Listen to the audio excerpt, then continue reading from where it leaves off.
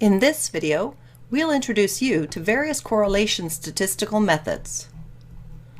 One way to measure the strength of the correlation between continuous numerical variables is by using a method called Pearson correlation. Pearson correlation method will give you two values, the correlation coefficient and the p-value. So how do we interpret these values? For the correlation coefficient, a value close to 1 implies a large positive correlation, while a value close to -1 implies a large negative correlation, and a value close to 0 implies no correlation between the variables. Next, the p-value will tell us how certain we are about the correlation that we calculated. For the p-value, a value less than 0.001 gives us a strong certainty about the correlation coefficient that we calculated. A value between 0.001 and 0.05 gives us moderate certainty. A value between 0.05 and 0.1 will give us a weak certainty, and a p-value larger than 0.1 will give us no certainty of correlation at all.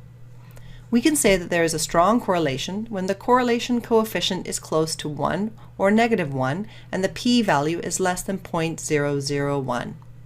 The following plot shows data with different correlation values. In this example, we want to look at the correlation between the variables horsepower and car price.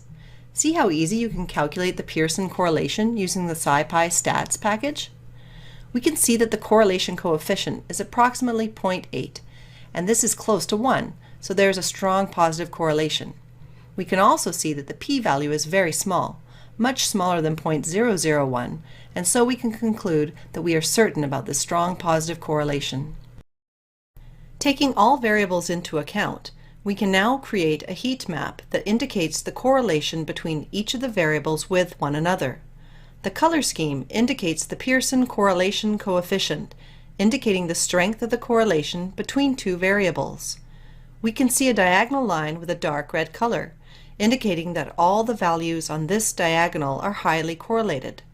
This makes sense because when you look closer, the values on the diagonal are the correlation of all variables with themselves, which will be always 1.